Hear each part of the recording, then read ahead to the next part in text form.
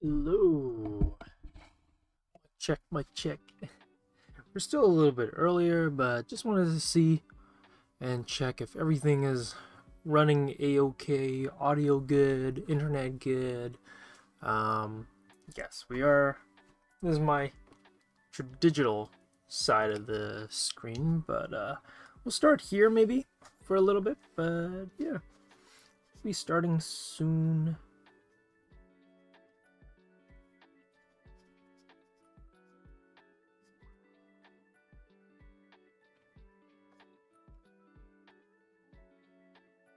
Ooh,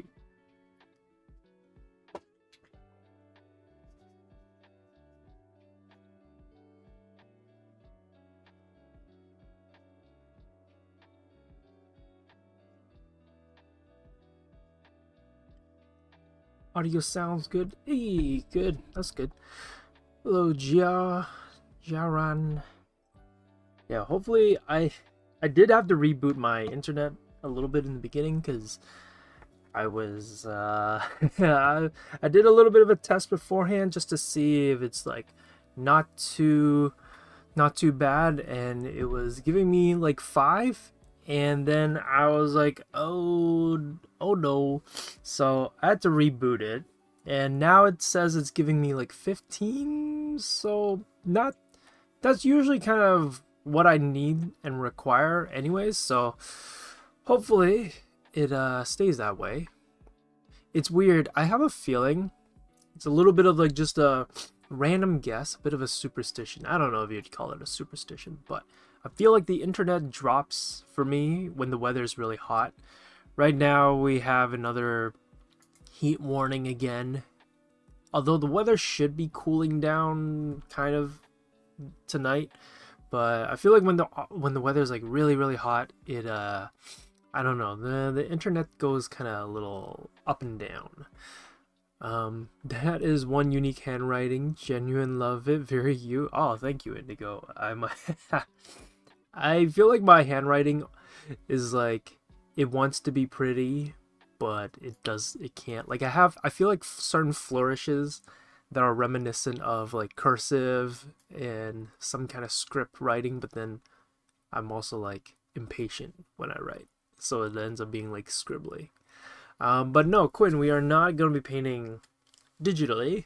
Here, you guys get a little sneak preview of my traditional setup. Ooh, I did have to flip my my avatar just because I'm like, oh, the most of my painting is on the right side, and my avatar usually sits like somewhere over here, and I'm like, oh wait, that I can't do that. It has to be over here. So hopefully this is like a quick fix maybe, and we'll see how it goes. But yeah, this is my setup.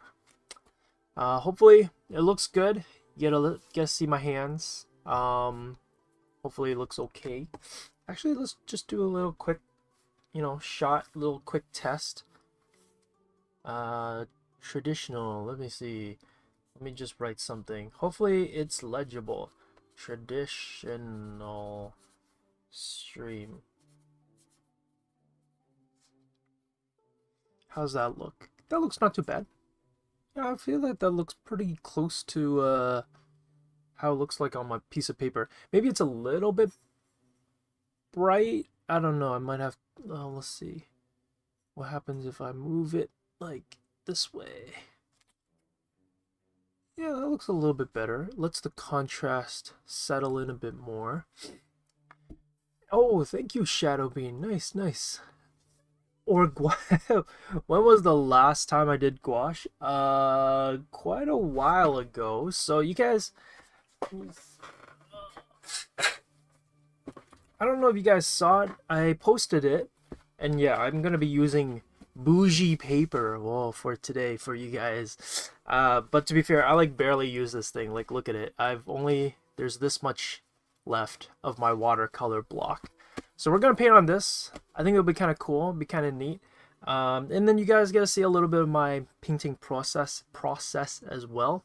But yeah, it's been a while since I've done like a traditional painting, but it should be good. And that's kind of why we made it a two-parter, because it's a two-parter. I get to ease into it a little bit more. You could also see how I talk with my hands, because usually you guys just see the avatar, but I feel like I talk with my hands a lot, and so now you guys get to see me talking with my hands.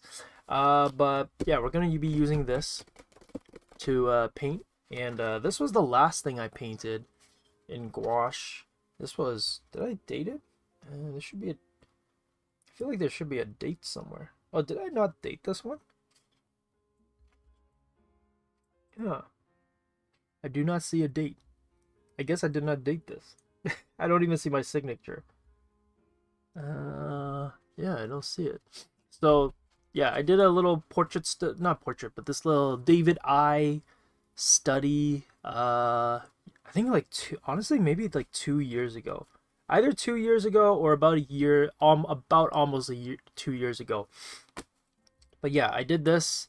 Honestly, yeah, I'm pretty happy with how it turned out. And then I did this like color chart traditionally, just so that I could keep track of my colors and just experiment a little bit with some watercolors, and also just test out how this paper works. But yeah, got some traditional pieces. Yeah, I don't think I have any other piece lying around that I did a painting of, but yeah. But thank you, Quinn. Thank you, Shadow Bean. I like doing gouache, but traditional painting takes so much time to like set up sometimes. I just I don't know, I feel like I get kind of lazy doing it. But yeah, I did set up the board for today though, so you can hopefully kind of see it. There's a little bit of like these border lines that are the kind of drawn out here, so we're going to be using this space for the character. So nothing too big. We're not going for a super big painting, so that this way hopefully I could finish painting it by the second stream. So yeah, it's 6 a.m. Oh my goodness, I still had to be here because did you lose a bet? I don't know. I just remember seeing it one time pop up. I think it's because we're also trying to do some more traditional streams, because I think it's only Faye that ever does traditional streams, and I don't really, I think like out of all the instructors, I'm the other instructor that could do traditional that streams as well, because technically Arunia does traditional, but she doesn't stream. So it's just, out of all the instructors that do stream, it's just Faye and me that do traditional, and Faye is the one that does it the most frequently and consistently, whereas I'm a little yeah, here and there. So yeah, but we'll give it a shot. Hopefully it turns out well. I actually don't know how much painting I'll get done for this stream. We might just start off with a block and end off with the block by the end of this stream, and then we'll finish the rendering next stream. I'm talking with my hands, so it's not too boring. But yeah, we're gonna start with like a little bit of a lesson on drawing 3/4, because that's kind of what you guys talked about.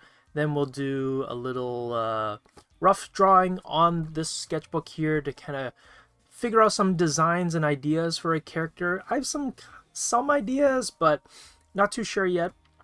And then we'll move over to the sketchbook, or not the sketchbook, but the watercoloring block to start drawing it in and getting it painted. So fingers crossed. Hopefully it's good, because yeah, traditional, it requires a different kind of drawing muscle, so it's a little bit different. Yeah. Ooh, Beatles. Honestly, I've never really listened to the Beatles. I know some of their songs. Like, obviously I know of the Beatles and I've listened to the Beatles, but not as, I feel like I should check them out. Yeah. What kind of color palette am I feeling? Oh, that's a good one. I'm not too sure. I was thinking more warm, maybe because it's, or purple. Maybe we'll do purple. I don't know. We'll see. Faye has been a great crutch for me traditional. I don't want to be heavily reliant on digital, so I'm very happy that to get more traditional stream. Yeah, no, it's good. It's good to kind of balance both sides, because yeah, traditional can train different things that digital, I would say, can still train, but not as effectively as traditional can. But yeah, so it is 9:06, so I will get on to um, kind of introing the stream. So let me just organize my windows. Also, hopefully I got everything ready. I have my towel, I have my waters, I have my paints, my brushes, my palette, board. Like, hopefully I'm not missing anything, but sometimes in the moment as you're painting, you realize like, oh wait, I forgot this. So that, honestly, that might happen. Okay, let me just get all the windows out. Okay, well, hello everybody and welcome to my first ever traditional stream. Little nervous. I've done traditional painting for classes before, but it's very few and far between. But for streaming, definitely not. But luckily it's a two-parter, so hopefully it'll ease up a little bit of the nerves. But yeah, doing a traditional stream, little scary, a little nerve-wracking a bit, but we'll see. It should be fine. But yeah, welcome to the stream. If you've never been here with us before and you don't know who we are Wing Canvas. And here at Wing Canvas, our mission is to make art education easily accessible to everybody. Join us for free live stream lessons on YouTube every week and level up your skills with our community of art nerds.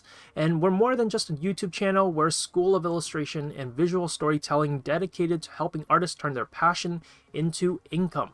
And a huge shout out to our amazing students and members for supporting our mission. We love seeing your incredible artwork and watching you grow in our classes and weekly critiques.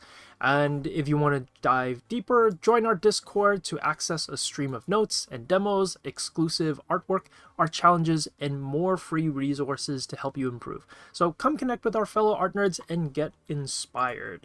Yeah, really quick kind of just rundown of things, but yeah, I guess that's it. Oh, also, I know that you guys are kind of familiar with the whole art challenge every month, and for every stream, we like to post the art challenges, but I'm not going to do it for today. I will do it for the two-parter, just because, you know, it takes a while to set up a traditional, like, to set up, yeah, a traditional setup for myself.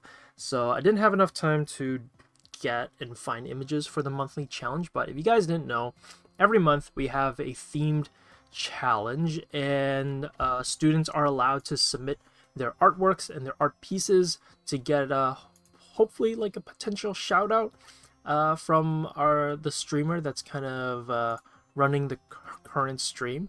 So I would have technically gone over to the art challenge section of our community Discord, and I would have opened up our art challenge submissions and just see what people have been submitting, and hopefully give out a little bit of shout out and a little bit of love to our community. And this month, if you guys didn't know, is Jewels of the Sea. So if you have anything that's like, I guess, water related, and you want to flex your colors and just like the deep blue ocean kind of vibes, feel free to submit your pieces, and who knows, you might get a little shout out from one of us instructors. So I'll do it again on a part 2, which is going to happen this Wednesday at around the same time. Well, not around, but like at the same time, so 9 p.m. Eastern. So keep an eye out for part 2. We're going to finish our stream, or this piece, in part 2. And so today we're just going to get started on the drawing and get started on the painting. But yeah, because it was a little tight, unfortunately, not going to do any monthly shout out for today or for tonight, but we'll do so on Wednesday. Yeah. Need to get myself some gouache. Oh yeah, I love gouache. Gouache is a little tricky, but it could be a really cool medium to use. Yeah, gouache, because my gouache skills aren't that good, but I really want to get better because I enjoy using gouache a lot. Yeah, it's such a weird medium. If people don't know what gouache is, it's essentially kind of like, imagine if you took all the properties of the main 3 wet mediums, so oil, maybe I'll do it with my hands so there's something moving around while I'm talking. So, if you guys don't know, gouache is basically like if you took all 3 mediums, kind of, you got oil, you got watercolor, and then you have acrylic. And imagine if you took all three properties and you combine them into one, you get gouache. So basically you get the wateriness of watercolor, you get the solid applications of paint like acrylic, and you get the mixing abilities of oil. And so gouache is a very unique and weird medium. The reason why you maybe haven't heard of it is because it's a little bit expensive, and it's also kind of hard to master in a way. I wouldn't say it's too hard, as long as if you know the main three. Actually, if you know how to kind of understand how these three mediums work, learning how to use gouache is not too bad. It's not too hard, but it can be a little bit trickier if you're not too familiar with these three main wet mediums, and then you jump into gouache. It can feel a little bit like you're fighting with the paint a little bit, but still, it's a really interesting medium. I think my gouache is dried out. I am hoping that mine is not. I usually keep it stored like in a dry area, so hopefully it should be good. All my paint's been good. Yeah, I bought mine like a long time ago, but yeah. Okay, so in terms of the topic of today, let me just switch back to digital, because I feel like kind of explaining a little bit of what we're doing is a bit easier digitally. But yes, the stream will be traditional, but demonstration wise, I'm gonna start off with digital first.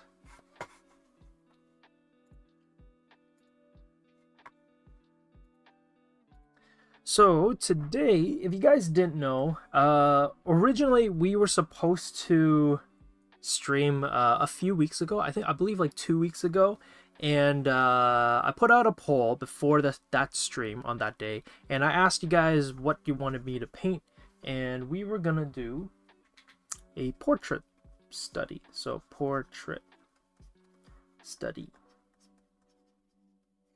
And I put out a poll being like which face angle you wanted me to approach, and everybody voted for 3/4 in terms of like the head angle. So that is going to be what I'm going to tackle for today, and the character that we're going to design and draw, well, I'm going to design and draw, is going to be in a 3/4 angle, head angle pose.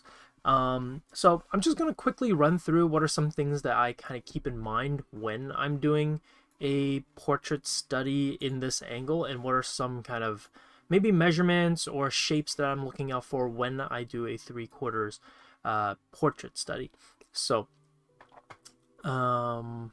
yeah, and if anybody has any questions, or if anybody has any kind of thing that they struggle with in particular when it comes to 3/4 angles, let me know, and maybe if I have the time to, and if I don't miss your question, I'll be able to hopefully answer it while I'm going over it. Study of my avatar. Yeah, I didn't even think of that. But yeah, my avatar would be considered 3/4. So let's kind of break this down. If you don't know, if this is like your very first time ever kind of watching these, or just jumping into art in general, and you're like, what is 3/4? Well, 3/4 is basically the in-between of a front angle, where the front angle is kind of like this. This is a front. Also, I realized that my brush is calibrated a bit off because I had to flip the device, so the stylus is a bit not aligned with how I draw, but that's okay. So this is a front angle, and a profile angle is what we call for a side view. So side angle is this one. Good thing I'm not drawing digitally today, since my stylus is like flipped. But this would be a side angle, and it's usually looks like this. So a 3/4 is any kind of angle that's in between a front view and a profile view, and that can make it a little bit tricky because a 3/4 has quite a long range and large range of angles that technically still count as a 3/4 angle. So whenever I'm drawing a face, Obviously, I love starting with the cranium, kind of map out roughly where I want to place the head, the size and shape of it. But this is where the tricky part kind of comes in, which is, let me see. Yeah. Where you place the middle line kind of determines how the face is turning. So if the front view has the middle line of the face right down the middle, then a 3/4 is anywhere in between here and here. So anywhere that the middle line kind of sits can kind of essentially make this a 3/4 angle. Now there's some limitations where I would say like something like this maybe would still count as a front view. And I was kind of telling my students this a while ago, which is that if you still see maybe the other ear, um, and you can it still feels relatively like a front view, I would consider it a front view. So this one, I would still kind of consider this a front view, but the moment the head kind of starts turning maybe like this, and you can't see the other side of the ear anymore, and we only see one side of the ear, this is when I will kind of be like, yeah, this is most likely a 3/4 angle. Now, I would say there are kind of easier ones to draw and some harder 3/4 angles to draw. I'd say the easiest one is the one where is kind of actually my avatar. So my avatar is one where the nose is not too far past, like it's starting to obscure one side, but it doesn't cross over the side plane of the of my face. And so this is a pretty good 3/4. This is kind of the spacing that I relatively like for a portrait, if I were to ever start a portrait. And if I were to ever draw a character, this kind of 3/4 is a pretty good one to start off with. Oh, nice. Shadowbean, you graduated? Nice, nice. Congratulations on graduating. Yeah. But so you might be realizing also that I'm not really mentioning exactly certain measurements, like how do you measure out the proportion of the face and all that kind of stuff. And the reason why is because when we're character designing, the facial proportions don't matter too much. You still want to keep them relatively in mind so they still look like a proper face when you're drawing them. But whenever you're character designing, people have such a variety of faces and variety of facial proportions that I would rather focus on the shape and the look of the character rather than trying to memorize too many measurements. So that's why I'm not going into it. And that's also kind of why I usually just kind of memorize what I like in terms of the way a face looks in terms of facial proportions. So I memorize the shape of the mannequin head. I kind of memorize the size of the mannequin face. So this red stuff that I drew here is what we call the mannequin head shape because it's very geometrical. It's kind of simplified for the head, and it kind of wraps around the cranium, the circular cranium that was there. It wraps around it, and so this mannequin head that I drew in red, this is what I memorize and try to memorize the spacing of and the shape of, and then I'll build off of this one. Now I usually draw a bit more grounded, so I will put the eyebrow usually situated around the middle, the midline or the middle of the ellipse, which is the side plane of the head, something like that. And I try to make sure that both sides of the face feel somewhat even. Now, obviously, the face is turning in perspective, so it's not going to be like perfectly symmetrical or even in terms of spacing. B is going to feel larger than A, but they should feel almost like three-dimensionally they fit. And you can kind of see how both sides are rotating in three-dimensional space. So that's kind of what I try to keep in mind of for 3/4. Ooh, the other thing is roughly where I'm going to place the eye line. So eye level, depending on the character you're drawing, if you're drawing someone a little bit more realistic, I would put the eyes a little bit closer to the eyebrows. If you're drawing someone a little bit more cartoony, then I would have the eye line sit a little bit further lower. And the reason why is because if you're drawing someone cartoonier, the eyes are usually larger, and so they take up more space. And so you want to make sure that you have enough space to draw the eyes. So let's say I put the eyes over here, and then the other eye over here. And I usually try to set the eye line or the eyes where the eye line is. And then the nose kind of crosses right where the eyebrow is, and then we have our nose here. So the nose, again, depending if you want someone with a long nose or a short nose, it's completely up to you. But sometimes it's a little bit of instinct, it's a little bit of your gut feeling on where you want to place it. But I'd say the nose can kind of sit in between the brow to the chin. So the nose kind of sits a little bit halfway down the eyebrows to the chin. And then the mouth sits a little bit in between the nose and the chin, so, but a little bit higher. So the mouth sometimes is a bit around over here.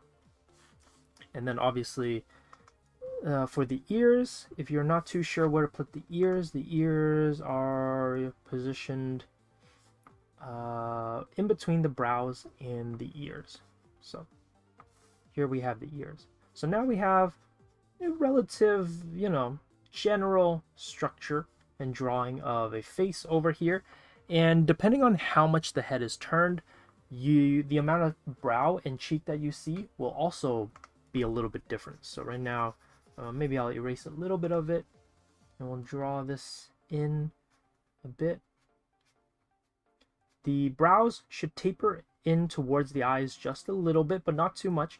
And same thing with the cheeks. The cheeks can come out just a little bit, but don't push the cheeks in too much, or else the person can look a little bit too old or a little bit too gaunt in terms of the way that their face looks.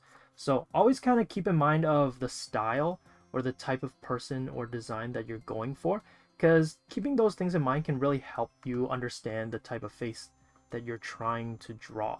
Since every face is a little bit different, you can't always rely on the same model or style every time you draw, because every face is different. So yeah, that's kind of just a really quick breakdown on how to draw a 3/4 face. A little, yeah, I know, I feel like I repeat words so much. But yeah, it's this is relatively how I would draw a 3/4 angle for a face. Start off with the cranium, so you know where to start. Start off with where you want to place the center line. And so because I've kind of drawn 3/4 face so often now, I kind of instinctually just put it around here. But it's still, you can still change it. You can still adjust the placement of it. Because the midline here that you put down is just to help guide and help you build out the face as you continue drawing more and more. And once I have the center line, I try to figure out the shape of the face. And again, once you start drawing more and more faces, you'll start to get an understanding of the shape faces that you like to draw, the sizes of them, and where you like to place things. And so it kind of starts becoming a little bit of like a shorthand. After I get the shape of the face, I'll mark roughly where the ellipse is. And the ellipse, now technically the ellipse should sit inside of the cranium, but again, if you're drawing something a bit more cartoony, it might be positioned a little differently. So, but using the ellipse, you can figure out where the side plane of the face is going to be, and then, and then after that, I use the middle of the ellipse to figure out where the brow line is going to be. And then with the brow, I like to figure out where the eyes are going to sit. And then from the eyebrow to the chin, the halfway point is where the nose will be. And then halfway point between the nose and the chin will be where the mouth is going to be. So this is typically the structure or the guideline and foundational structure that I start off with to help me design and build out a face shape or the look of a character, but your approach might be a little bit different. Your take on it might be a bit different. The proportions going to change too. So it really is dependent on one, your style, the design of your character, and also the angle of your 3/4 face that you want to draw. So, but yeah, this is kind of like a really, really quick rundown on how it works. Do I have... Oh, wait. Stream I was in a while ago, one of the characters Josh was showing had a tutu on, and Josh kept saying tutu skirt. Did I really? It sounds familiar. It sounds like something I'd say over and over again. Let's see.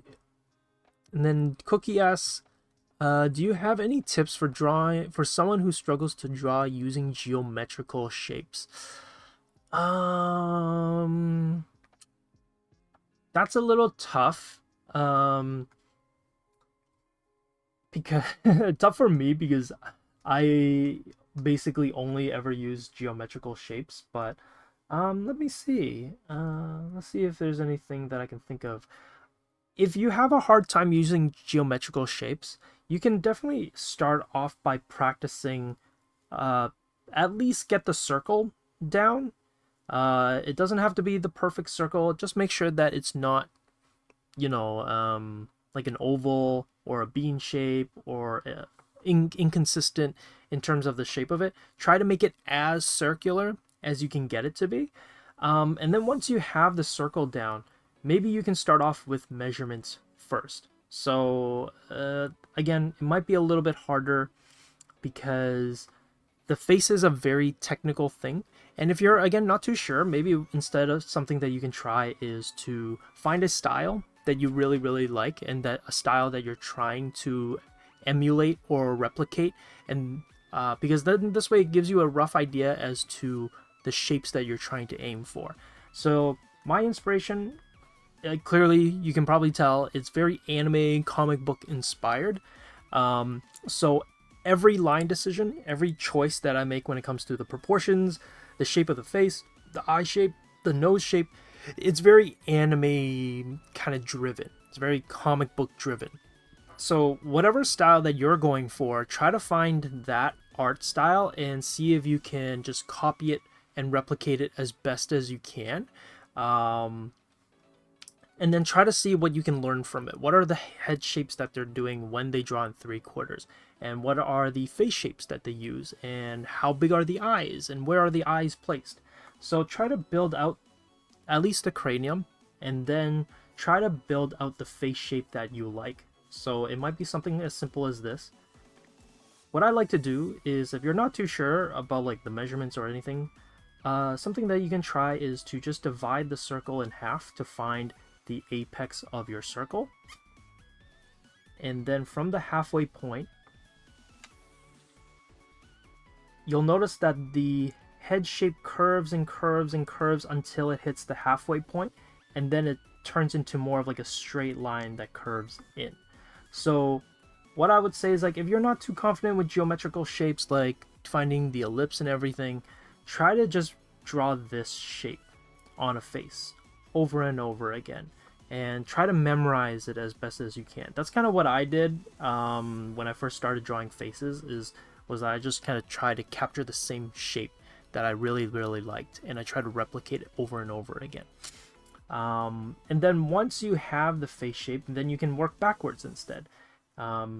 Instead of finding the midline first and then the shape of the face, you can find the shape of the face and then find the midline. So I made mine a little bit long, so I'm shaping it again. And to help me find the midline, I'm kind of looking at roughly where the chin is, and the midline should also follow the curvature of the circle. And it kind of starts a little bit where the middle of the chin is, and it should feel like it matches the curvature of the outside line. So this is why I guess 3/4 can be a little bit challenging, because but also why I think 3/4 is a little bit kind of easy, because it's very identifiable for where the shapes are. You can have a brow, then you have the cheekbone, and by kind of marking these things down, it makes for a very distinct face shape, but I can kind of also see why it would be a little bit intimidating if you've never done a 3/4 before, because it feels like there's a lot of measurements. But I would say that that's maybe about it for walking through 3/4, because yeah, 3/4, there's a lot that we could get into, but for this stream we don't really have too much to dive into, so we're just gonna jump into the traditional, and we're gonna come up with some character designs, face shape designs. Let me see, let me find some images, see if I have any like saved up or just to get some ideas. I was actually gonna draw maybe like a sailor, or maybe like a I don't know, like a cowboy. Maybe it makes it a little bit easier, but I am not too sure. We'll see. That's what kind of designing is for. Coming up with ideas. Ooh.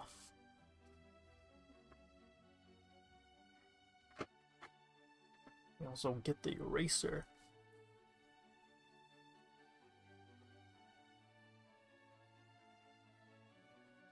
Also, if you guys are drawing traditionally and you're like a little bit stuck, I like holding my pencil like this sometimes and to just move my whole entire arm. So that, again, that's like another thing about drawing traditionally, is that it allows you to train your arm movement a lot easier than drawing digitally. I feel like with digital, it's easier to fall into the habit of drawing with your fingers and drawing with your wrist, because the screen might be a little bit tight, or you're zoomed in a certain perspective and it's hard to kind of use your whole entire arm. It's a bit easier to then fall into the bad habit of just relying on your fingers and your wrist. But when you draw traditionally, because you can't zoom in or zoom out, or you can't like really orientate or rotate your sketchbook in a certain way that's maybe a little bit easier to do digitally, you're kind of stuck with whatever size you're with and whatever angle you've rotated your sketchbook in. So you're kind of limited, and because of that limitation, I actually see that it's kind of a bit more beneficial in helping you understand how to use your whole entire arm. So whenever I'm drawing, I'm trying to hold my pencil really loose, either like this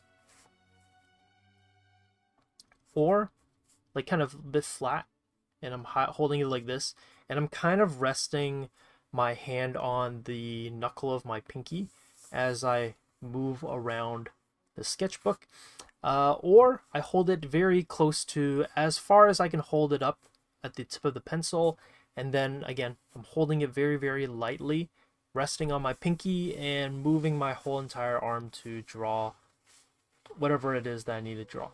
So with a circle, some people have different kind of tips and advice for drawing circles. Some people like to ghost first. So ghosting is when you hover around the spot and then put down the circle or the drawing in one movement.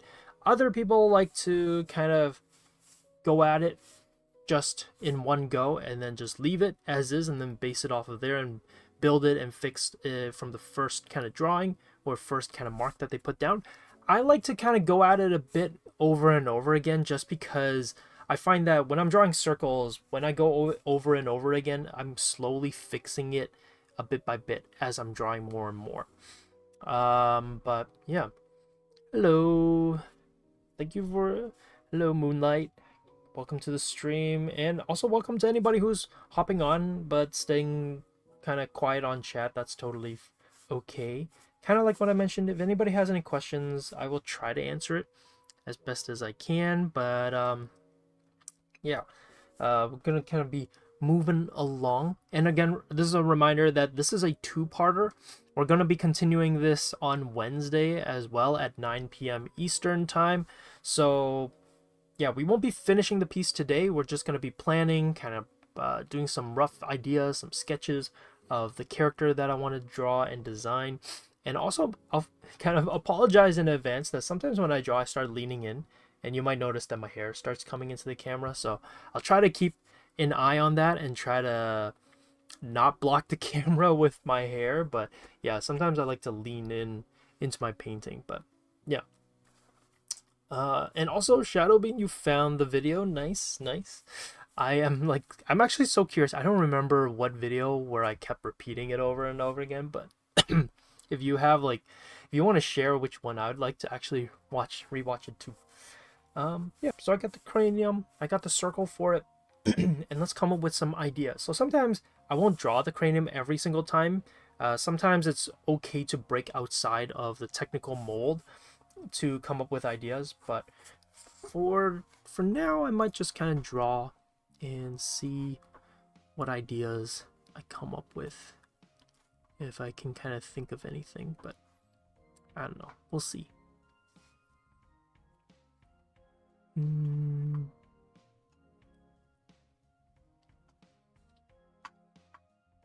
also do want to paint, I don't know, somebody with like black hair so that we could like play around with, I don't know, some dark hair colors and everything.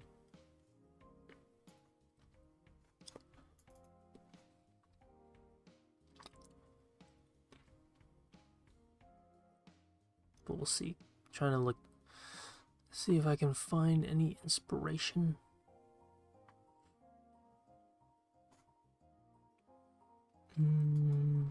Sometimes I'll go on Pinterest, so that's kind of what I'm doing right now. I'm kind of just scrolling through Pinterest, seeing if I can find any hairdo ideas.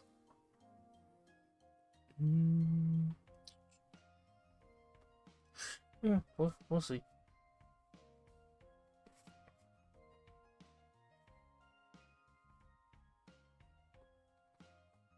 Also, if it's your first time ever drawing a face angle, try not to draw it in like angles where the character is looking up or down too much. Try to, try to keep it fairly neutral so it's easier for you to kind of like draw it and kind of learn how the 3/4 work. School. Oh, is it? Oh, portfolio. Okay, that makes a little bit more sense. I was kind of like, I don't remember ever saying tutu dress too much, but I guess it kind of makes sense if it was like for a stream, for like a student's piece.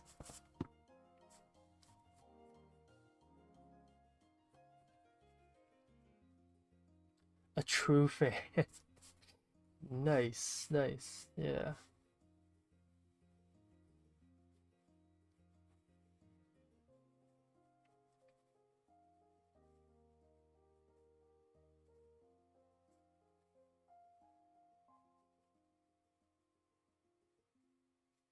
Also, just kind of quickly coming up with some ideas, just trying to warm up a little bit.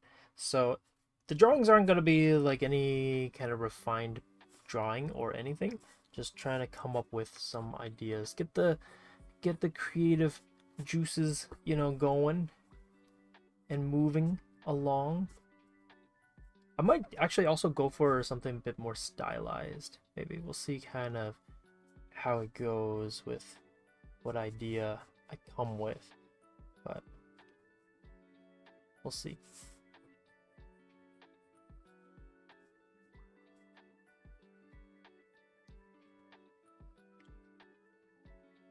A mullet? Oh, a mullet? That could be kind of interesting. So I don't want to. So it's not going to be just a portrait. I do also want to kind of give it like a, I don't know, like an outfit a little bit. So I don't know, mullet. Mullet would be kind of tricky just because of the amount of the amount of I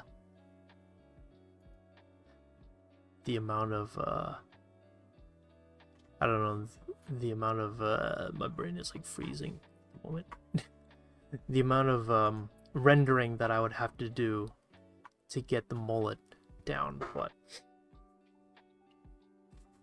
I like the suggestion. I am thinking like more short hair kind of style, something like a little bit simpler, so I can kind of tackle. But the mullet. I don't know. Maybe we could do mullet. We'll see. I do actually have a picture like in front of me where someone does kind of have a bit of like a mullet. Maybe we could do a mullet. We can do like a simple mullet. Comes down, maybe like the hair comes down this way, sweeping in. Based on this reference that's kind of in front of me, she looks like she has a bit of like bangs in the front, and then it kind of like comes out this way, and you can see her ears, and then the hair kind of comes out from the back like this. So I don't know.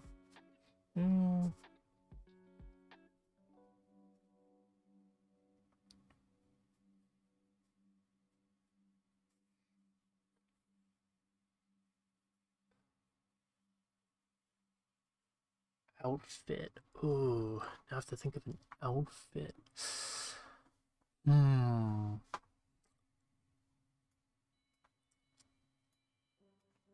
Get a mullet. I should get a mullet. Okay, well, drawing a mullet's not too bad. I'm more like worried about the the painting part. Yeah, someone do that. Yeah, someone give my character. You can give my character a mullet.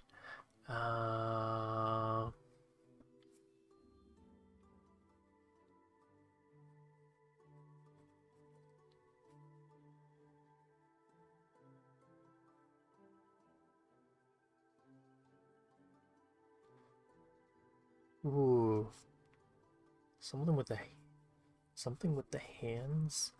Oh, but then I gotta paint hands.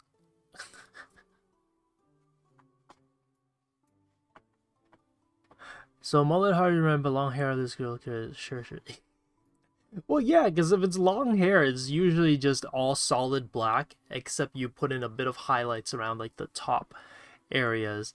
But if it's a mullet, I'm gonna have to indicate like the different wisps and the different changes in the angles for the hair, so it makes it a little bit trickier to draw. Let's go for some 90s, 80s vibe. You know, since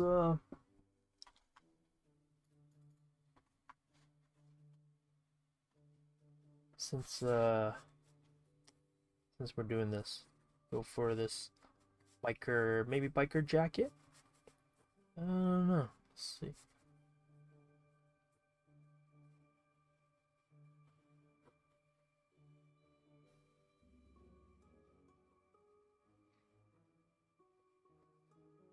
Also, hopefully my hair hasn't shown up too often. Kind of trying to keep an eye on my hair or my head, position of my head, to not cross in front of the camera too much. Ooh, yeah, we'll go like turtleneck actually. Turtleneck.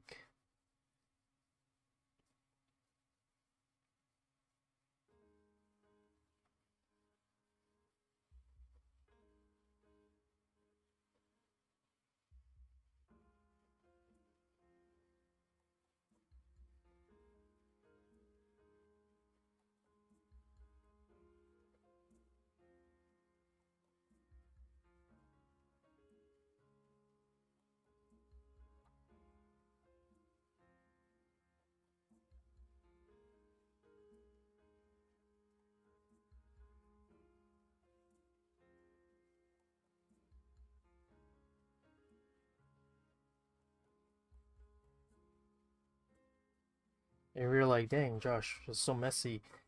I usually always draw very messily, but you guys probably can't tell how messy it is, since usually when I'm drawing traditionally, it's fairly cleaned up afterwards. But yeah, usually when I draw pretty pretty messy. It's you can get quite scratchy and everything.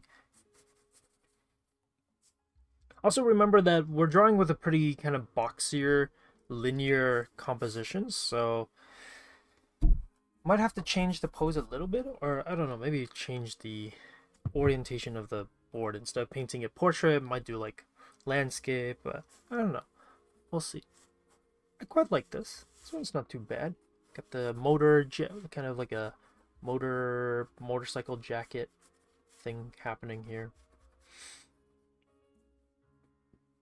The boxy wide shoulders and everything. The big baggy poofy arms. And the tucked up high cropped pants and shirt.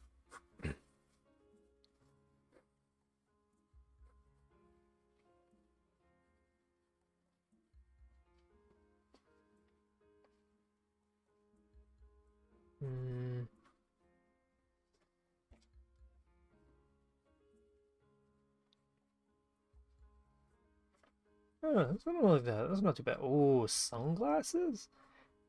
Yeah, actually, yeah, let's give it sunglasses. We can give it aviator, maybe glasses? No, I don't know. Round, round glasses.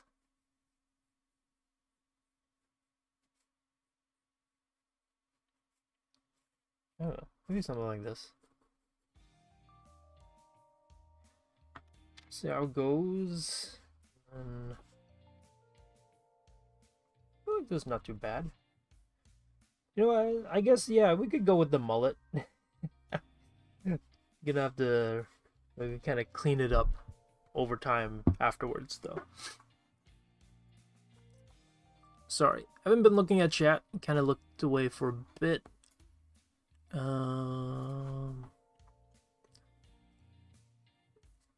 I have an alien character who has a mullet, and I never run anything. Also, I don't know about getting a mullet. I used to have like really long hair, but I don't know. Haven't grown out my hair in a very long time. Are you wearing your drawing glove on purpose?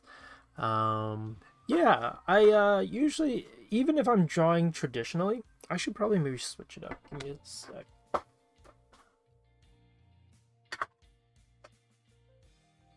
I actually kind of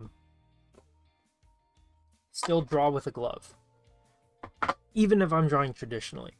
And the reason why is because it allows your hand to kind of glide around a little bit easily. Yeah, I wear it for fashion purposes. Exactly. There's no other. That is exactly why I wear it. I wear it for fashion purposes. But no, I wear gloves even traditionally just because you can kind of glide across the paper a little bit easier, and it doesn't. Your hand doesn't get too worn out by the paper after rubbing on it a little bit.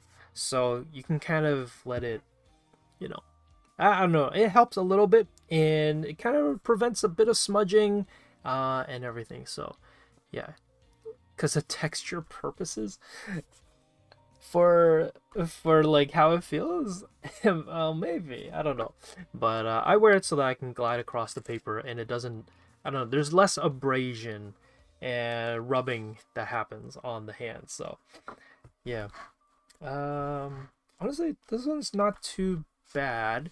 I feel like maybe, if anything, if I were to keep working on this, it would be to maybe refine the character's pose a little bit more. So sometimes I'll do character designs like in this kind of process where I'll draw a big one first and then maybe approach it from a smaller version and see where we can go from it.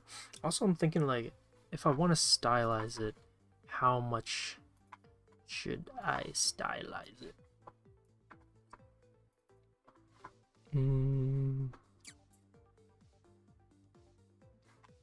Because I also can't stylize it too much since I am going to be painting it. So I'm gonna have to be kind of picky with my designs.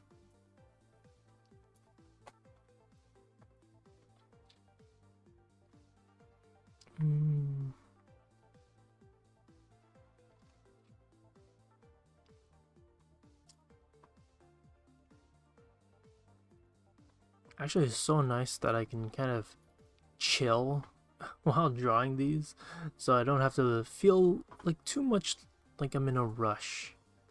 So I can kind of take it a bit easy. but not too easy. A little easy, but not too easy.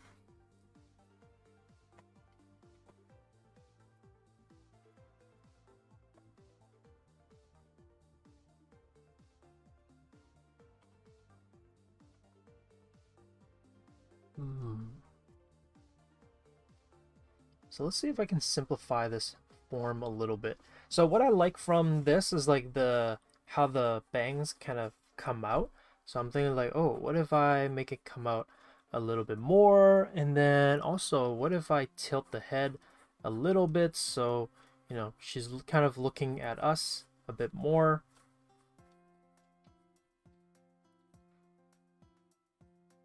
And then the glasses, maybe the glasses, we won't go with like the round aviator. We'll go with these like really old school kind of rounded lenses kind of a look.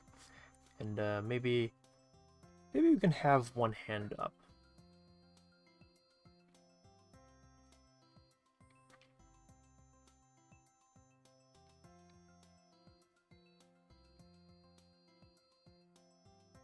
Just holding maybe like a toothpick.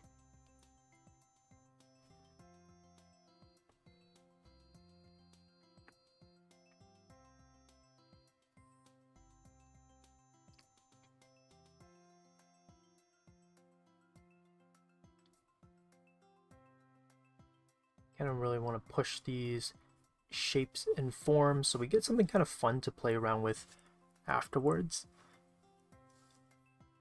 As I draw him with the mullet. Okay, okay there.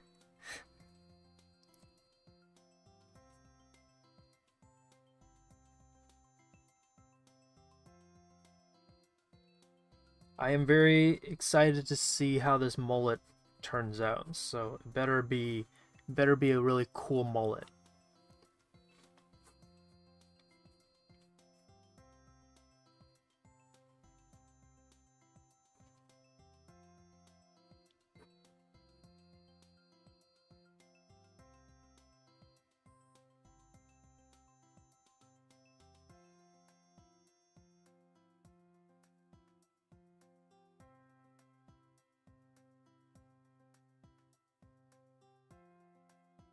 I'm expecting great things.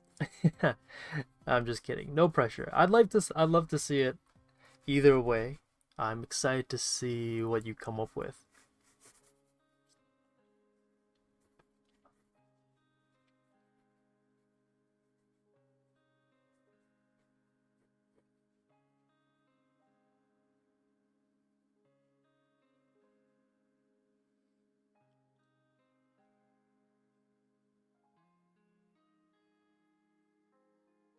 Are you going to shave the side of the character's head?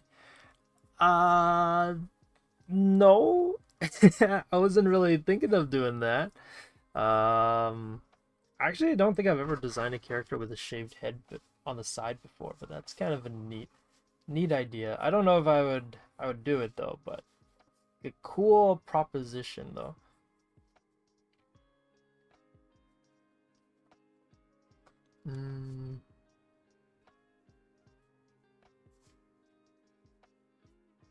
So we tilted the character's head kind of a different angle. So this one's a bit more straight on, neutral angle, and then this one's tilting kind of this way. And then I'm thinking like, oh, what happens if I tilt the head maybe this way for the head angle instead? And let's see what kind of, I don't know. We'll change the angles a little bit, vary up the sizes and everything, and see what happens.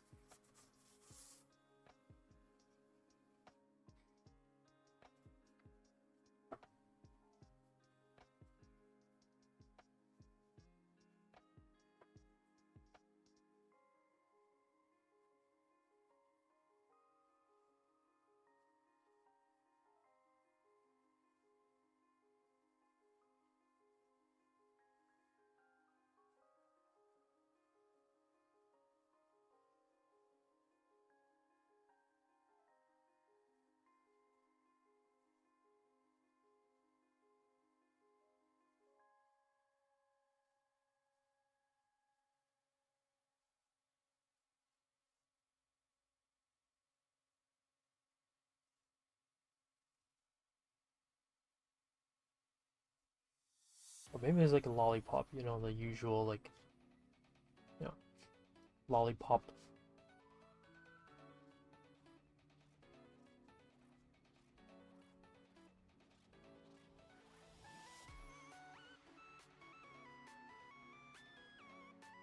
Someone holding a lollipop kind of thing.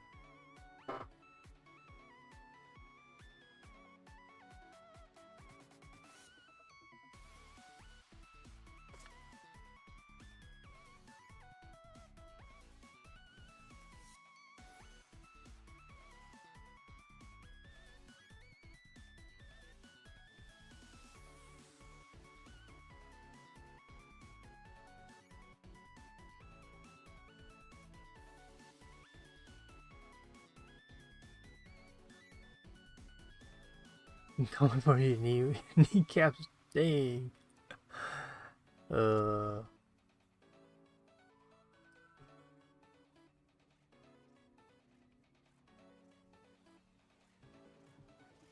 think I quite like this one a little bit more though, but we'll just kind of keep going with the design, see what, see if any interesting shape kind of comes out. Sometimes I find that, like, even if something doesn't look quite the way that you want it to be going in, or the direction you want to be going in, that's okay, because the, you know, you might come up with some interesting shapes or designs that you can kind of attach to maybe the other characters or the other variations that you do.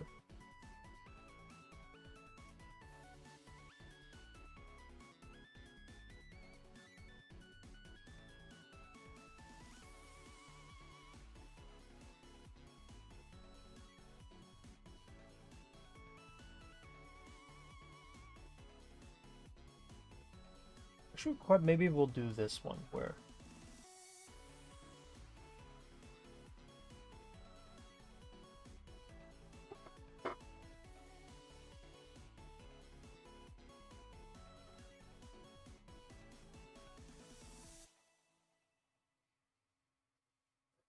maybe we'll go kind of look at her from kind of 3/4 from the side, but then like these ones were a bit more front 3/4. This one's a little bit more turned. Her body is a little bit more angled, and we'll see more of her arm kind of here, because I kind of like the big baggy triangular jacket look that we have going on there. But yeah, I don't know. That reminds me of a character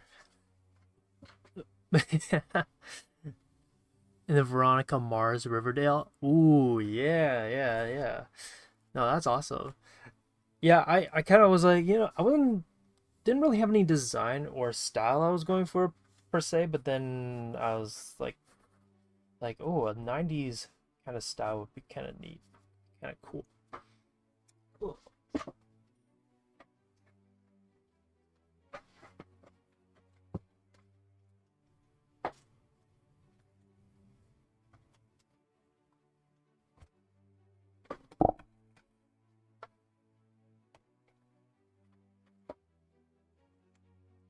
Got to go out and get the trusty mirror. I think the hand is a bit too straight, so I think later on I would move the hand like here maybe, and then the hand comes back in a little bit more.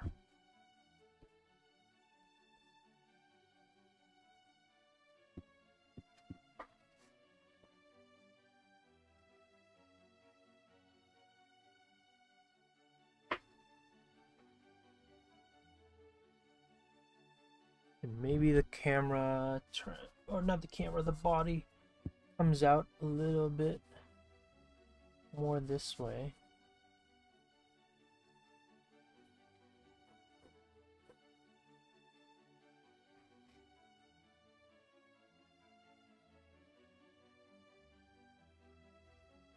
Maybe the arm down here.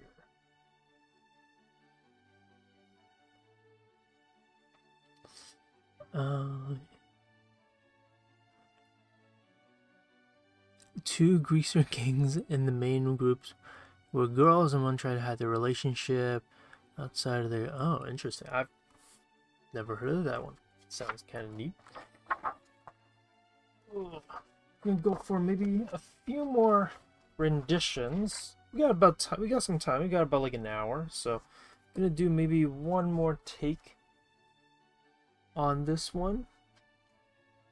Before I move on.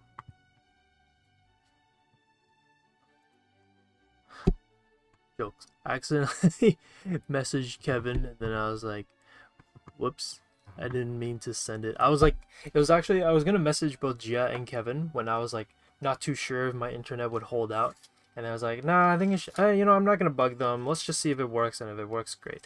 I guess I accidentally sent the message in. Kevin, if you hear this, I didn't intend on messaging you, but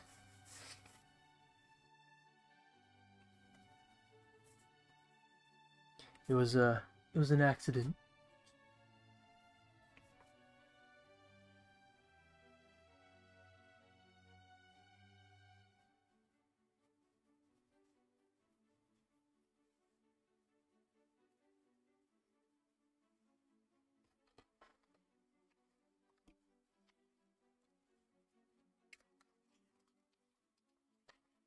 Sometimes I kind of need to remind myself of how I wanted to draw this character.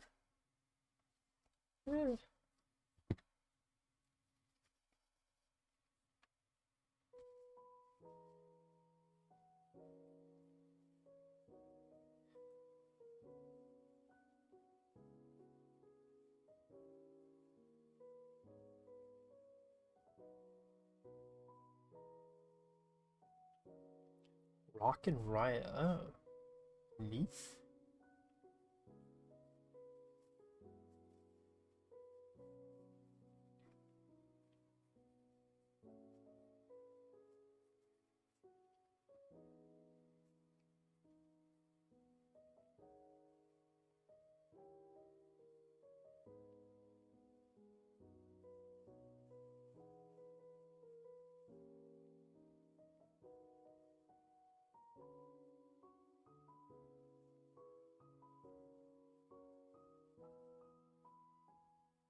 As for the body, sometimes it helps to kind of block it off as a shape first.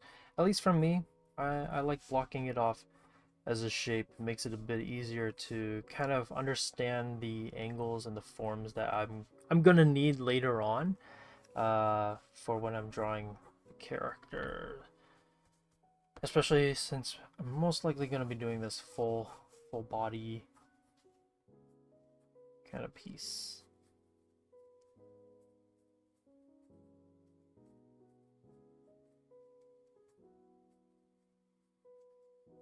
I've actually never watched Veronica Mars before, but I've always heard good things about it. That it's like relatively pretty good. I don't know about the later seasons, but I feel like I've heard generally mostly good things.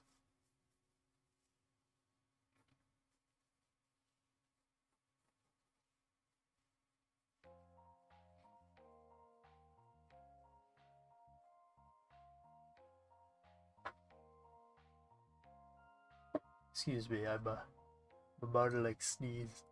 I feel like allergies are kind of kicking in today. I don't know what happened like today. In the over the weekend, something is just like whoa. Um, the allergies is just like my nose is just like so stuffy, and I'm like this is so odd because I very rarely ever get allergies. So it's so odd for it to like kick in all of a sudden.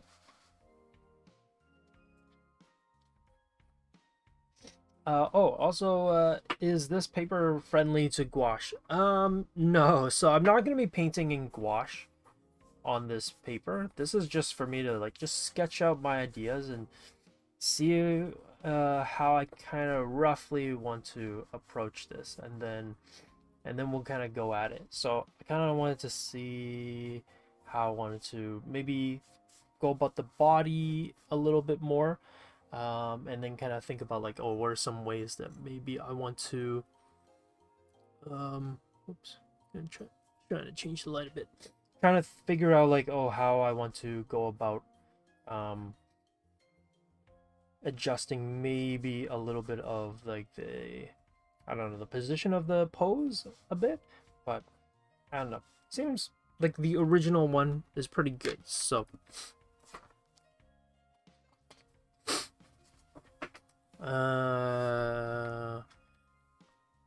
yeah, leather could be cool. I was thinking actually something flashier, but I don't know. We'll see. I was gonna go for like a leather jacket, kind of like a varsity jacket. I think would be kind of neat. Really nice contrasting colors. Is there a way to figure out the neck width and length? Sometimes I feel like it's off, or the placement of the shape of it. Yeah. So generally, when you're drawing a face, like let's say this is the character that you're drawing, this is the head. When it comes to front view, I know we're not drawing a front view, but let's say you had a front view head shape and head angle here. Your neck width, if you're going for something a little bit more realistic, your neck width is going to kind of reside inside of your jawline. So it's either, if you want to give someone a bit more of a masculine neckline, it's going to be like here. So you can already see that it makes it a bit more masculine. And then neck length usually is a bit of like a third of the head size. So you take the third of your head length. So something like this length here. And you move it down. So like if we duplicated it, then this would be where your shoulders sit. This and then obviously you sometimes adjust accordingly. So if you feel like that's a bit too long, then you can bump it up a little bit. If you feel like it's not long enough, then you can lower it even more. But in terms of anatomically, and in terms of just like proper proportions, your neck length is usually a third of the head size, and then you take that a third and you move it down, and then you get where the shoulders would be, and that's roughly how long the neck is. And the neck length is always going to sit inside of your jawline unless the character is really jacked. So if the character is really jacked, then you would have someone whose neckline is going to be like from here. You have a very large neck. Let me see. Whereas for 3/4 though, let's say you're drawing 3/4 and you're trying to figure out the neck. The neck is, again, depending on the style and how realistic your character is going to be, your neck length might be from here and here. And again, same kind of principles. If you're drawing someone who is a little bit more kind of just average size, then your neck length is not going to be too large, and it's going to usually be, again, about a third of the way down. So you take a third, divide the head length into a third, or the head height into thirds, take that third and move it down. That's where your shoulders are roughly going to sit. But yeah, but neck width and length are all kind of relative because everybody's going to be a little bit different. The style might be a bit different, and the style might be a bit different, and every person's just dimensions and proportions are also going to be slightly varied. So there's no like complete 100% correct answer, but there are like varying versions of that kind of are variants of the correct answer. So even though I was like, you take the head height, divide it into third, take the third, move it down, that's where the shoulders would be.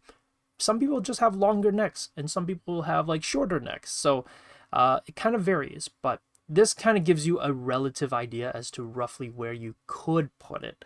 But yeah, so let's see, it is 10:11. I think it is good to start on our drawing. So I'm going to take actually what I had initially.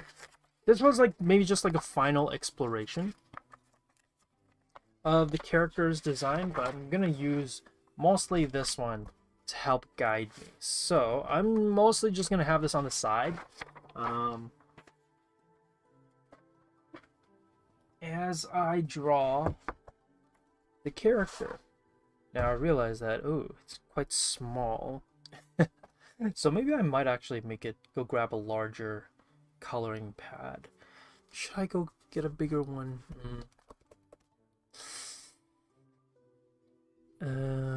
Oh, you finished mullet, Josh? Oh, I would love to see it soon. But I'm trying to think if I want to paint it here. Let's see. Size-wise. Oh, actually, size-wise, it kind of fits. The jacket might be cut off a bit, but might have to change the pose maybe a little bit. But actually, I think I might keep it on here. I think it should be okay. Oh, but yeah, if you want to share it, feel free to share it. If you're not able to, that's okay. Okay, so here's also a little thing about watercolor paper. If you're using watercolor paper that's toothier, and which is kind of what I'm using here. This here is grain. It's like rough. Actually, maybe I might get a larger watercolor pad. So give me a sec. I will be right back. If anybody is like, where did Josh go in the comments, let them know. But I will be right back.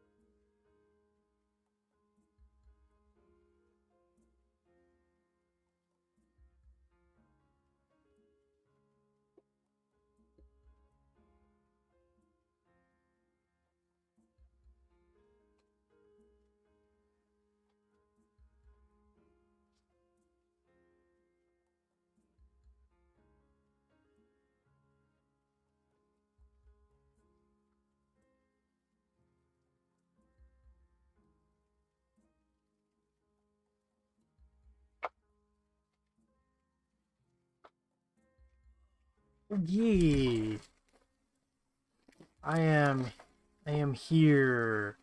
I'm back. Actually, you know, you might be like, oh, Josh, dang, you're using your like bougie, expensive watercolor paper. And I'm just like, you know what? It's okay. For you guys, I will use it. Because I very rarely use my watercolor papers anyway, so I'm kind of like, you know what? Might as well use them. Also, wait, I realized I don't have a palette knife. I need to cut this open. Wait. Yeah, I need to slice this. I need to slice this open. If no one ever knows what this is, I'll kind of quickly explain it once I get my palette knife. It's kind of cool.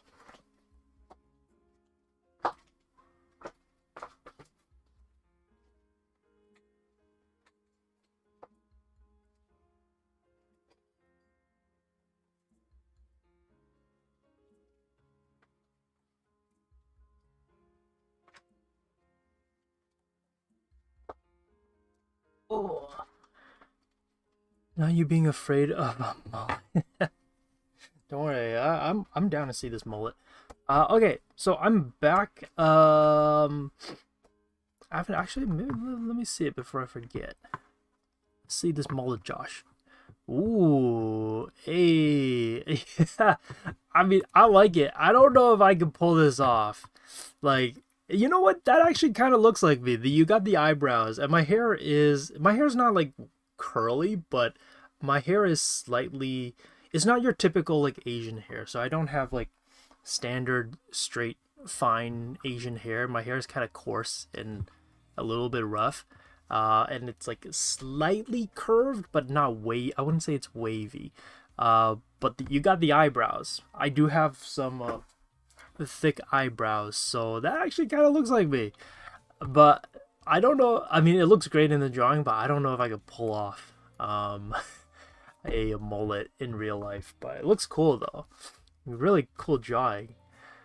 Okay, so we are gonna start drawing the image here. Now, this is gonna be the tough part because when I draw, I actually draw fairly light. So I don't know if you hopefully I don't know if stream will be able to pick it up or the camera will be able to pick it up. But yeah, maybe I'll kind of go over what kind of papers are good to use for like watercolor or gouache if anybody is interested in. On my screen, you'll see that I'm using something called Arches paper. Now, if you've never went shopping for art supplies before, do not go buy Arches. Not that Arches is terrible, it's just insanely expensive.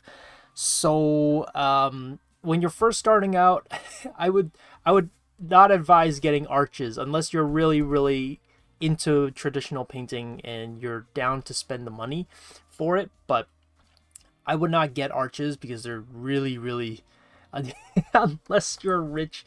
I mean, it's like a treat. It's like a reward when you buy Arches paper. It's a reward for yourself. So yeah, but there are 3 different types of watercolor paper. You will mostly find just 2 variations of it, and it is either hot press or cold press paper.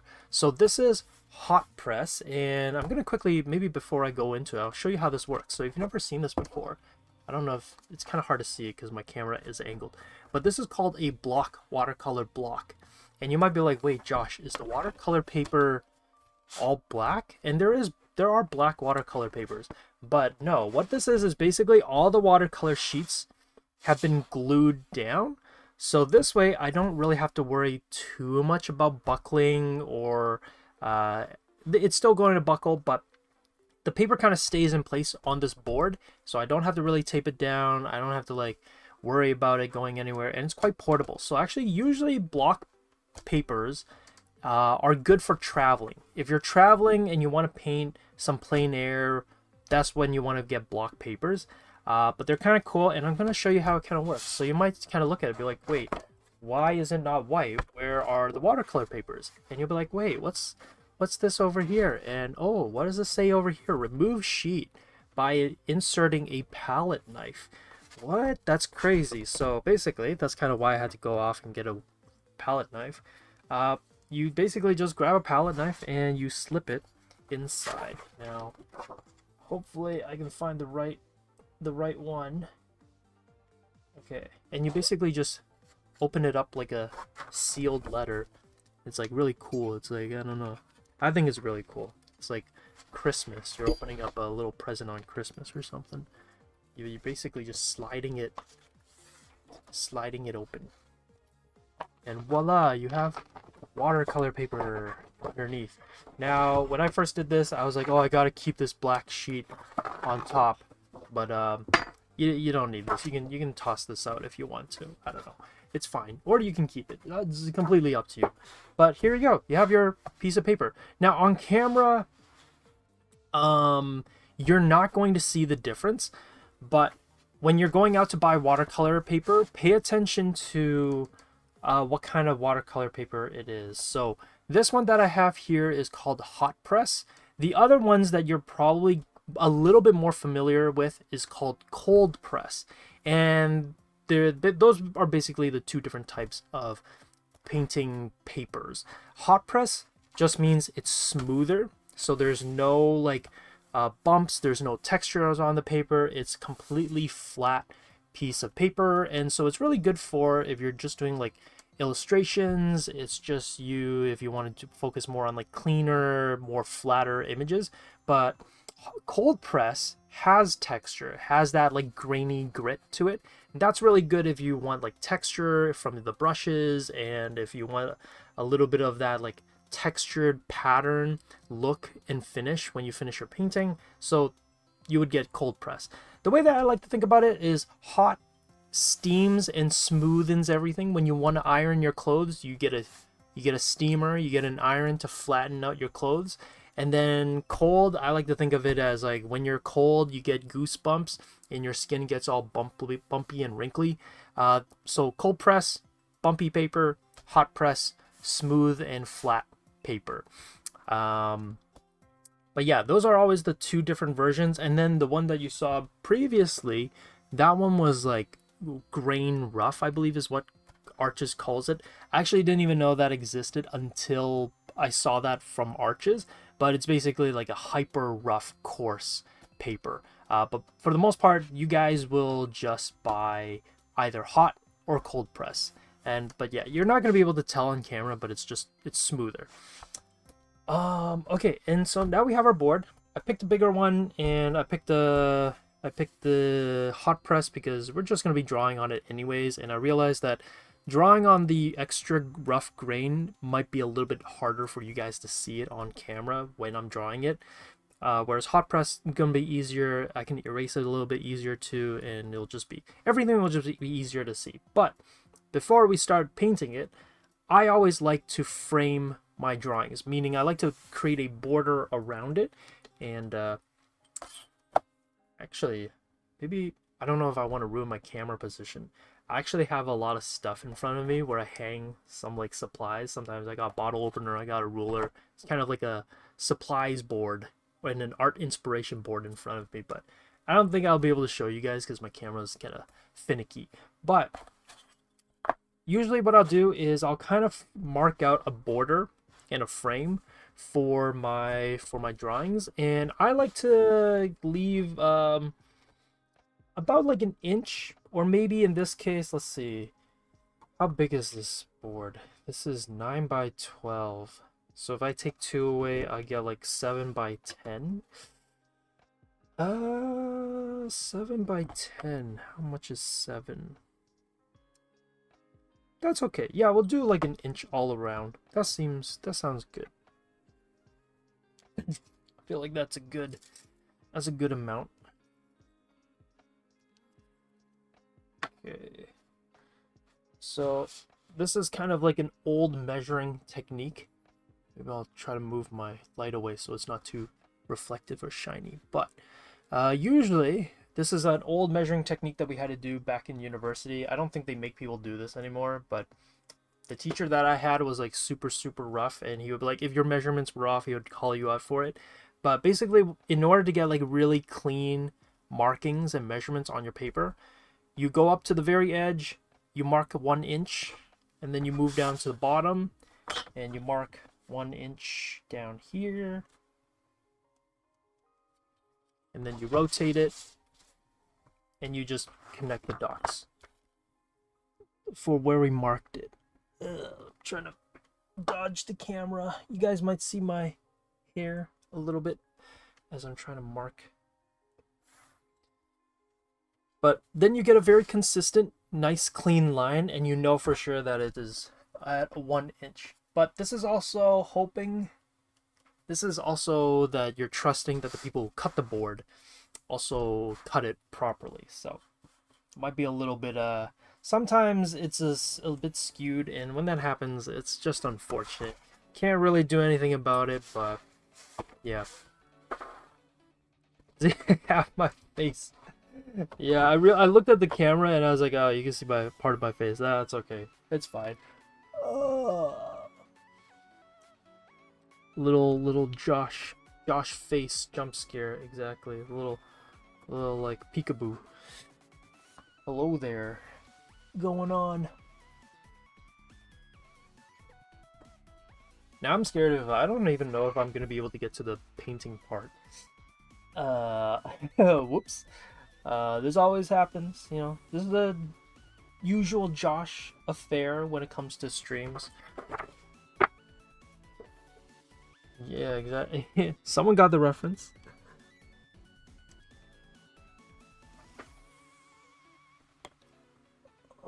I don't know, there's something just like so satisfying when you get a nice clean framework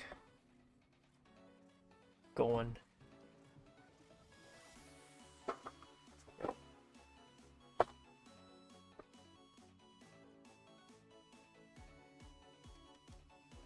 Okay, I think that looks good.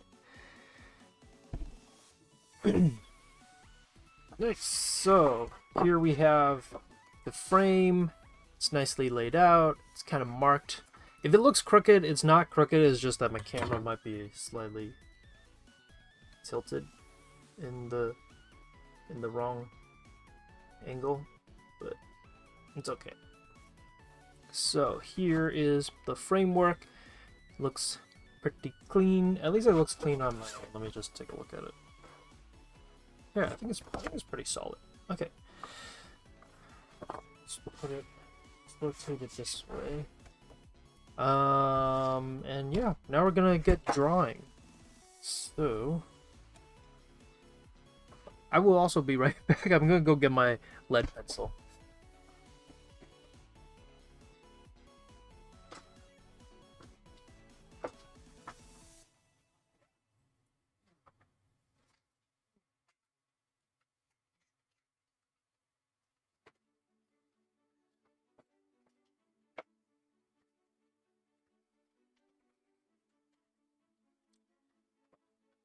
If I finish before the time limit, I know, right? It'd be a miracle. That's why there's a part 2, exactly. Yeah, so this is the mechanical pencil that I usually like to use when I'm doing any kind of like drafting kind of work. Just because, this way I don't have to worry about like, sharpening my pencil. The nice thing too is that mechanical pencils sometimes have a nice weight. So if there's one that you find that you like the weight of, I would say go buy it. I like mine a little bit heavier, and I like that this one has a little bit of like a syringe tip to it, so it's a little bit more for precision drawing. No, not sponsored or anything, but this one's like a wrought ring one. You can find it easily, I think, on like Amazon, or I think even just like your like any kind of stationery store, you could probably find it. So it's nothing special, nothing fancy, but yeah, I'm just gonna be using this one. It has a nice weight to it, so I can kind of rest it nicely on my hand without pressing any or relying on any kind of pressure for it. Yeah, we're gonna tape up the border afterwards, but for now we're just gonna focus on the drawing portion of it. So yeah.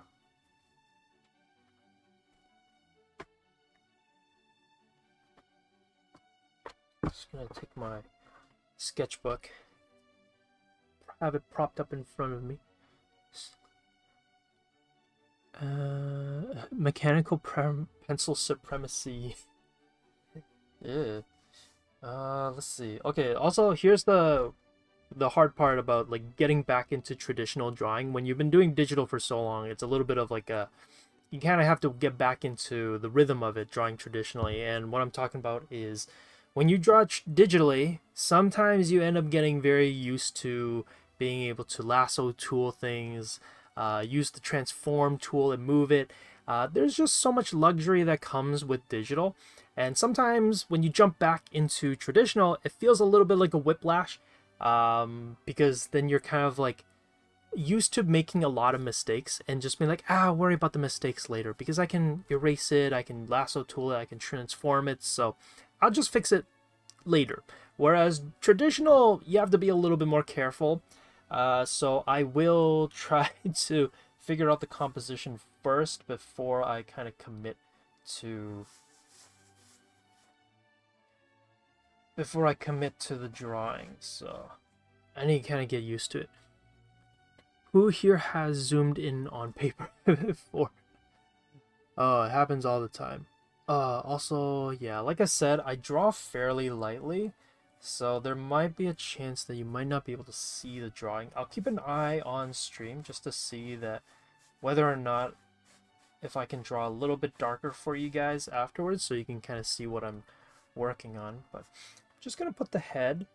Now that I realize like, oh, I'll probably put it a little bit too square in the middle, so we're just gonna move it over a little bit. Again, just starting roughly with the circle, so I have an idea as to where I want to put the drawing. And sometimes it ends up kind of realizing that I put the face, I have it either too small or a little bit too big, and so yeah, it's gonna be, there might be moments where I'm gonna have to adjust and fix it afterwards. But we're just gonna quickly lay down roughly the proportions of our character here. And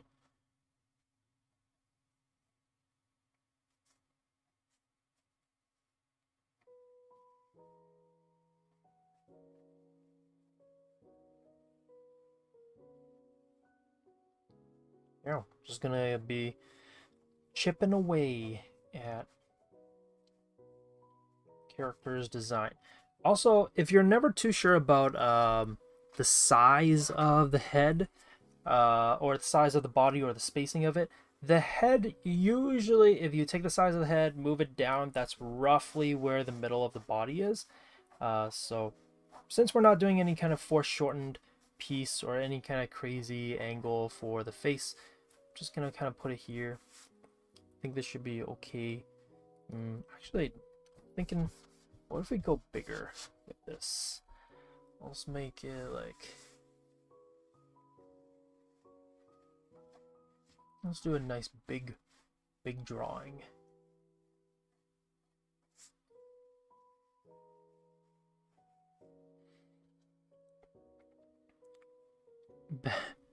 Brushing eraser dust off the screen. Can you? That's the digital version. It's like you get so familiar with drawing traditionally that you forget you're drawing digitally.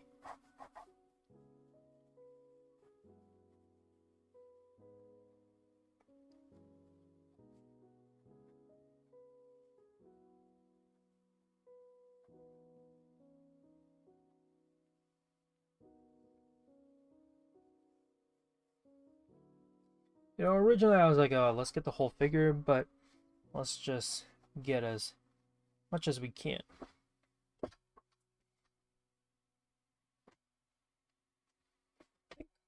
You know what? I kept fighting it. We'll just do it from a side view for the body. I feel like that'll make it a bit easier for me to pull off as well.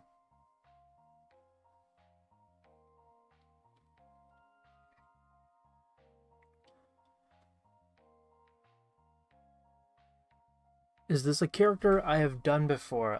No. It will be a completely different. This is a character that we did.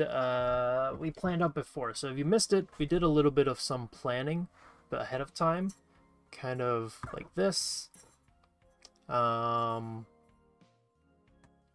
is the character that I'm going to be doing, and yeah, I'm going to be drawing it right now. So it's going to start off a little bit light. It might be a little bit hard to see it, but I will do my best to kind of darken it afterwards, after I've kind of marked off where I want things to be. So we're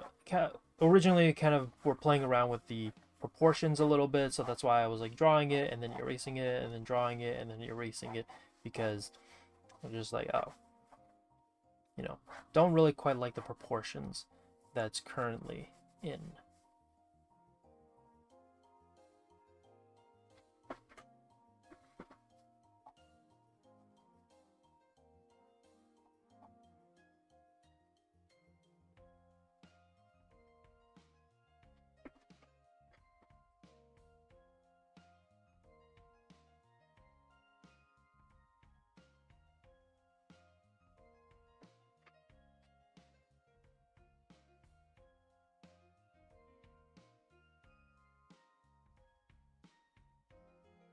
I feel like that's kind of the tough part about sometimes jumping back to traditional, is that you get so used to the benefits of drawing digitally that like you forget certain kind of drawing habits that you need to kind of develop for traditional drawing.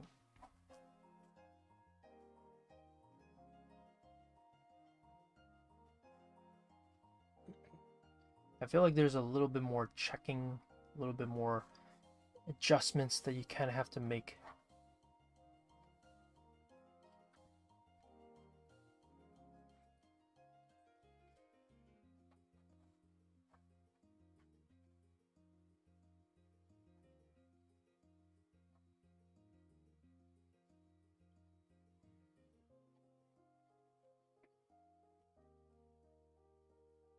Also, I much prefer using a kneading eraser when drawing, because don't have to worry about those darn eraser shavings. You can kind of just go at it and erase as much as you need to and not have to worry about it.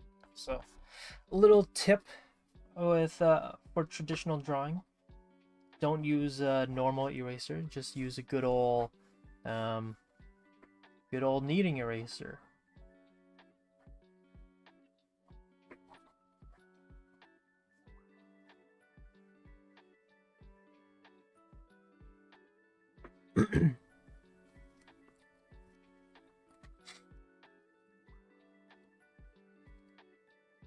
Okay. Catch a glimpse of your posture while working.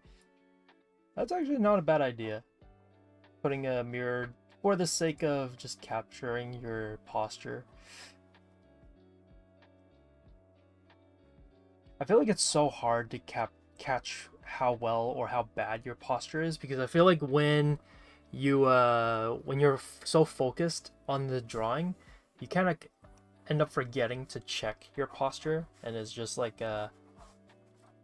your posture, you're just locked in, you know, and you're just like, you know what? And I forgot to check my posture.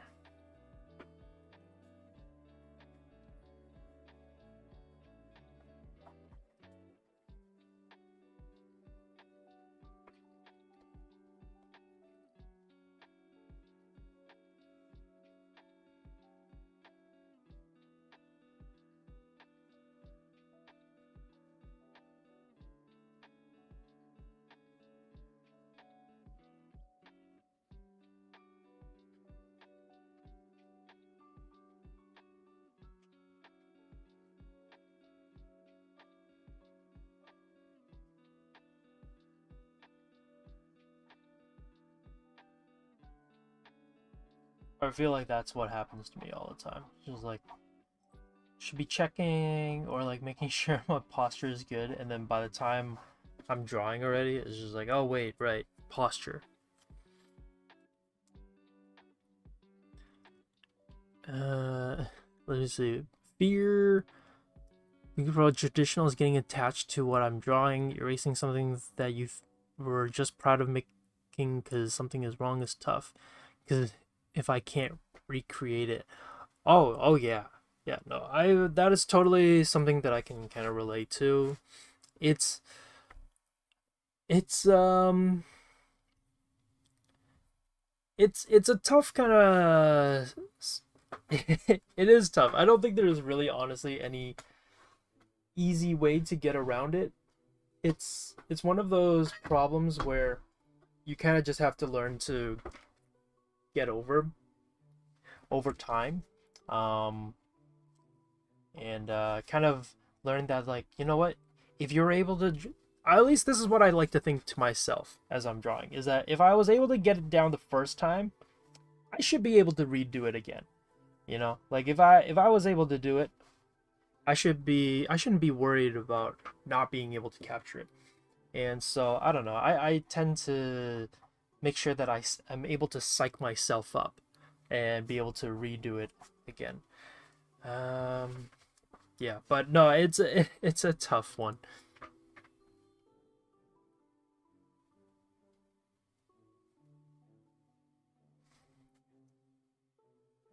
It's a tough one because it's just a mental hurdle that you have to kind of, in a way, be learn how to be able to get over, but it's not an easy hurdle to mentally kind of get through. But when I'm kind of in that rut, usually I'll kind of think to myself, is like, well, I was able to just draw it not too long ago, and I was kind of able to pull it off. So if I was able to draw it the first time, I should be able to draw it again a second time. So I don't know. That's kind of what I'll try to remind myself of when I'm drawing. It's just like, oh, you know, I was able to do it, so by that logic, I should be able to draw it again.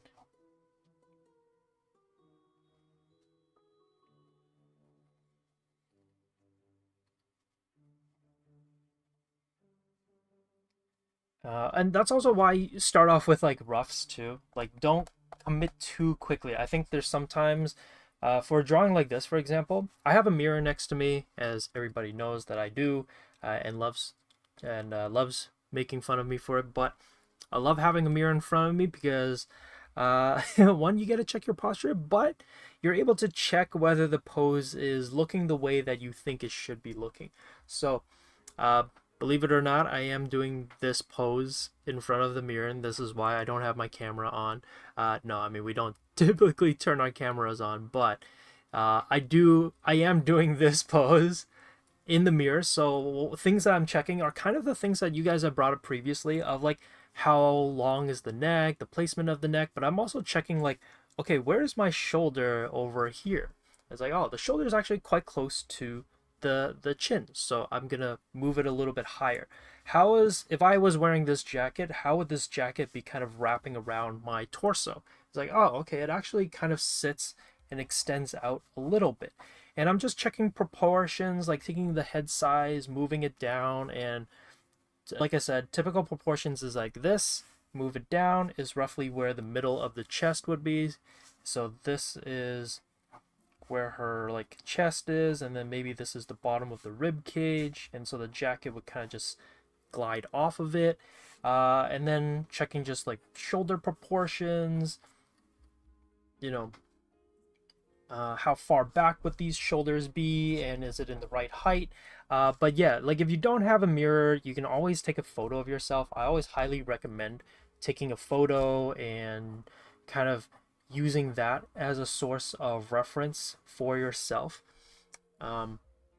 so that you don't have to ever worry about making things up or second guessing your design decisions as to like whether or not they're correct or not. Because if you take reference photos, you don't have to second guess anymore. You know for sure like how something is supposed to be positioned in. So always take reference photos. Reference photos are highly recommended and encouraged. And I always feel like people, myself included, get too lazy with references. But get references, use references, helps a lot. Oh, wait, sealing with hairspray? Really? That's interesting. I've never done that. I usually just buy that pencil sealer thing, but I don't know if it's like recommended anymore. Do people not use the hairspray thing, or not the hairspray thing, that pencil sealing spray? Hopefully you guys know what I'm talking about. Also, another little check is if you're not too sure whether the hand is the correct size or not, your face should be around the size of the head from the hairline to the bottom of the face. So based on this, the way that I've drawn the head, I would say that the hairline kind of is sitting around here. So if I were to imagine if these fingers were fully extended, I would say that it's fairly close. I might have maybe drawn the hand a bit too big, so maybe let's shrink down the hand just a little bit, but I would say that it's fairly close. So we'll shrink the hand down a little bit.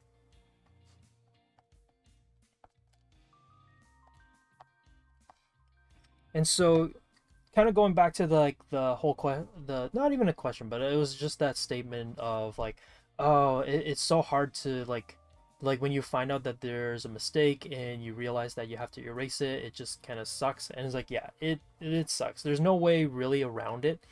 But I would say is like, that's why try to check your references and have references as much as possible, so that when you make a mistake, you're able to catch it pretty early and you can make the adjustments without worrying about it too much. The other thing too is like, try to check as frequently and as often as you can, so that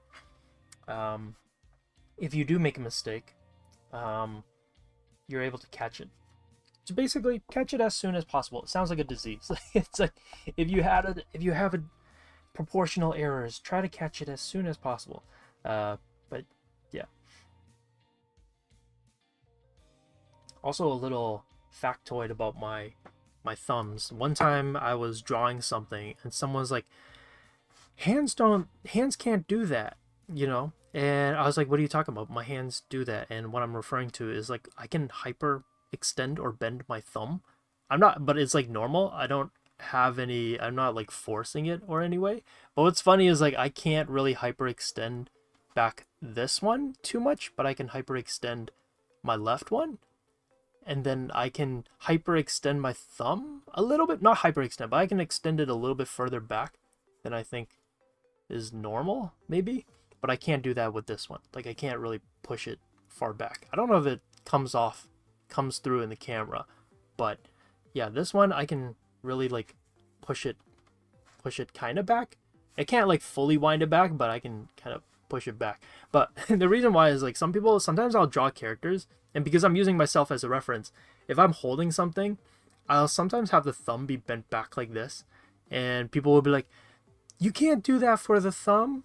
That's not how thumbs work. I'm like, what do you mean? And I'll like do the pose of like, what? That's weird. You can't do that. I'm like, okay, well, I don't know. I don't know what to say. That's just how it is. Like hit 90 degrees. Nice, nice. Yeah, it's like, you know what's funny too is like I didn't know that some people couldn't bend their thumb back, and it was like, wait, you can? And I was like, yeah. It's like I don't even have to like force it. It just bends back like that.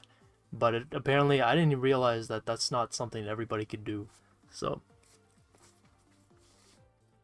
oh, this is a good question. Also hitchhiker's thumbs. Is that what it is? It's the hitchhiker's thumb, or is it like let's see. It's everybody say to change the angle, but what if I don't want? So wait, the question is, what do you do when you have a pose in mind, but it's not coming out as dynamic as you had in mind? Everybody says to change the angle, but what if I don't wanna? Then I guess you kind of just have to suffer the consequences, I guess. I'm kind of shrugging. This is my shrugging kind of pose. I'm like, um, if it's not as dynamic as you want it to be, there are some things that you can maybe adjust or change. Like for example, I'm not saying that I would change these on this drawing, but you could rotate the head a bit more. You could maybe bend the hand a bit more. Like having some contrasts with the pose by just changing slight angles, like the arm or the head even, can kind of help making it a little bit better. But it's kind of usually if people are saying that it's not dynamic enough, and to change the angle, that changing the angles usually is the most easiest go-to solution. But it's very pose dependent. Like every scenario is going to be different, so it's hard to kind of be like, you don't have to change the angle. Sometimes maybe you don't have to, but other times it might not be as simple as like just change the way the character is standing or something. Sometimes you really do have to just change the pose if you want it to be more dynamic, because some poses just are more static, especially if they're just standing straight and they're not doing anything with their hands and they're not tilting their head or anything, and they're just standing straight. That is a very just rigid, stiff kind of pose. So there's no real way to get out of it unless you start tilting the head, tilting the shoulders, swaying the body a little bit. Like that's how you make the body look more dynamic. Whereas like some poses like this, I would say that it's dynamic enough. Could this pose be pushed more? Maybe, but I would say like for what we're doing here, I think it's fine. It works perfectly well. So yeah. Okay, now to the hard. Oh, I just realized we only have we only have like 10 minutes left. Okay, because with the interest of time, I am going to try to. Well, I'll try to finish the face, even if we're over time a little bit. I'm gonna try to do my best to get the face down. Get the face down. But it's hard. I don't think I'm at that skill level. It could be that too. There's a lot of caveats or certain factors that might be making the pose not feel dynamic enough. And so it's kind of hard to just be like, here's you know, an answer that will solve all your undynamic pose questions or problems, because every pose has its own problem to solve. So yeah, it's not as easy as just like changing the angle. Changing the angle can help, but it could be also other things as well. So yeah. Okay, the face. Let's see. I should really figure out the angle of this first, like the kind of the technicalities of it. So, gonna get the ellipse going. Figure out the side plane of the head, and this is roughly where the brow is going to be. Nose maybe like here, and then the mouth maybe like here. I don't know, maybe the nose might be a bit low. Let's make it a little bit, just a tad bit higher. Something like that. I'm just kind of you know, I'm gonna just try to what is it? I'm just marking the placement of the facial features. I'm not kind of going like, oh, this is exactly what the facial features are gonna be, but yeah. But it looks like a little bug in there. Is it? Wait, does it show up? Oh, that's true. My bad. Yeah, my hair, hopefully you can kind of tell, it's very frizzy. It's very all over the place. That's kind of why on my avatar I have little pieces of hair just like sticking out, because it's not like, you know, smooth or anything. I have very frizzy. Okay, it's not super frizzy, but I have frizzier hair than the typical kind of Asian hair. Let me see. Oh, okay. Let's figure out the hair shape first. Sometimes you'll kind of realize that the hair shape is not quite there. Also, I am feeling like maybe the arm is a bit too... The arm is definitely way too long.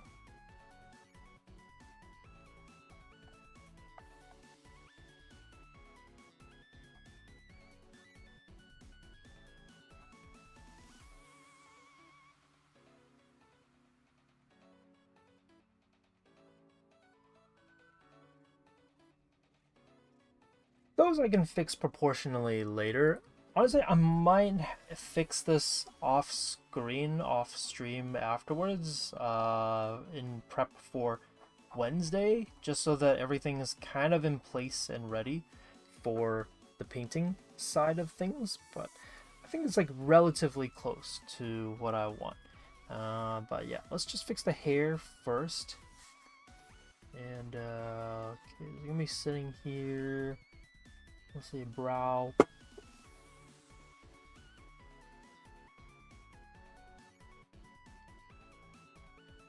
Five more minutes. Okay.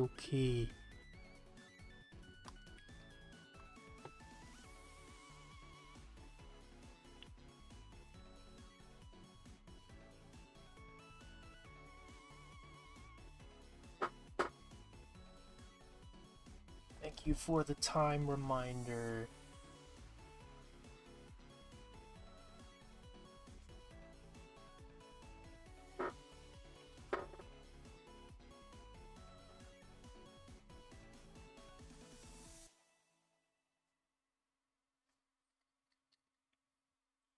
Can I just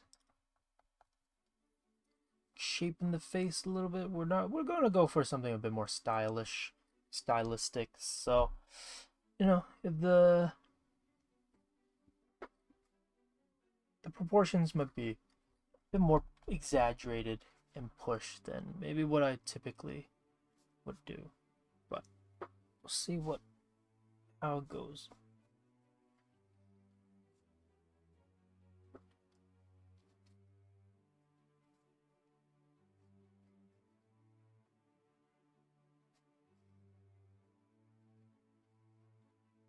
Also, why did I pick a slanted face? Slanted like angle, slanted head angle, not face, but like the face is slanted because the head angle's slanted, but now I gotta deal with a slanted angle. Any keeping up with her hydration? I have not. I was actually gonna go get some water, but I have not gone. I have not checked with my water and posture, but I was going to originally.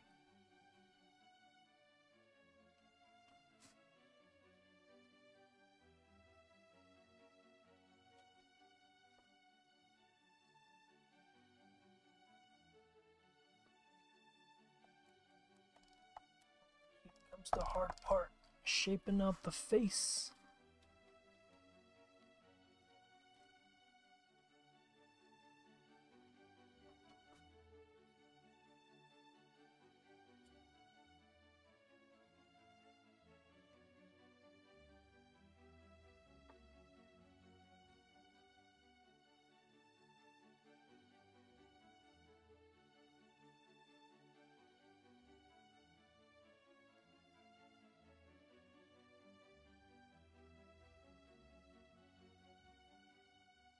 I feel like glasses just made it harder.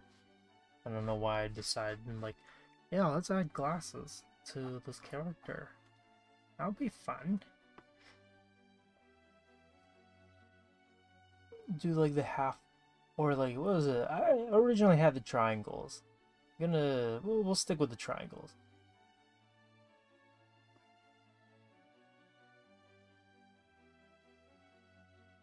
They're somewhere around like here. I think if I were to add triangles to the glasses, they would be like somewhere around there. This is the top of the ear, shape of the ear.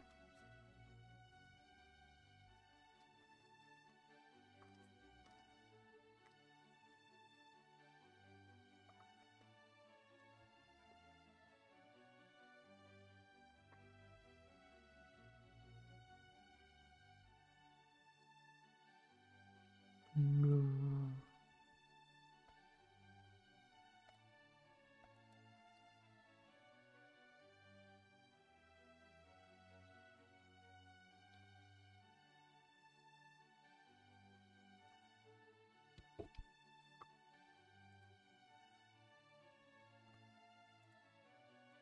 Do I just drank root beer? Do I pass?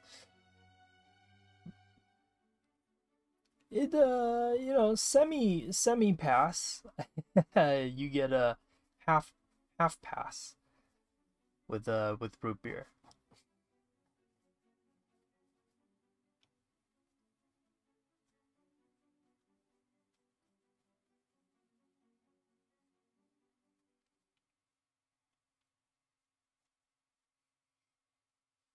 Hmm.